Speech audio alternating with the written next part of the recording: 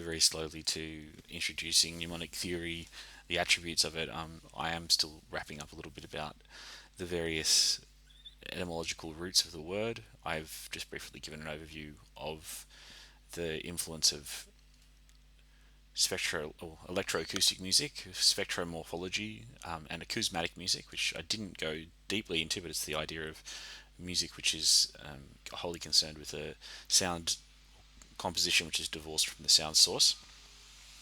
Now, another obvious influence, I think, to many, which comes across in a lot of art music contexts, is the Futurist Manifesto, where see a emphasis on we see an emphasis on the sound as being becoming a fundamental part of music composition in the 20th century. And although the futurists are not really people that I wish to associate myself with because of their ties to fascism and those kind of things. And I mean, it's a figment of a past which still winds and intertwines with everything that we've got going on in the 20th and 21st century music theory circles. So I think it's worth mentioning that I'm not particularly tied to this idea of a single theory of music or something like that. This is actually a theory which tries to get around that. It's inspired a little bit of late by category theory in mathematics.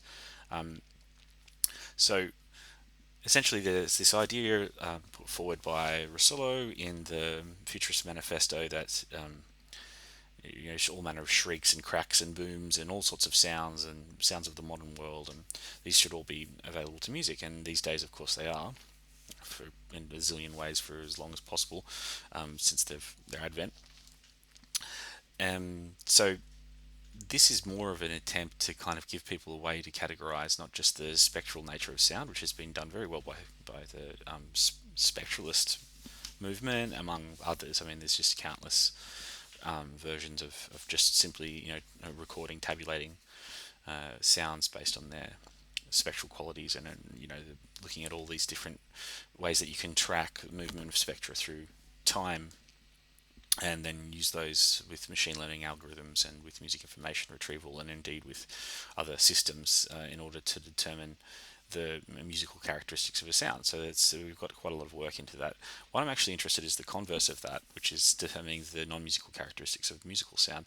But of course, then the question arrives, or the musical the musical context of a non-musical sound, because of course your listening mode is going to change that. But anyway, the question which comes to mind immediately is, how do we reconcile these two worlds, and why do they necessarily need to be seen as separate?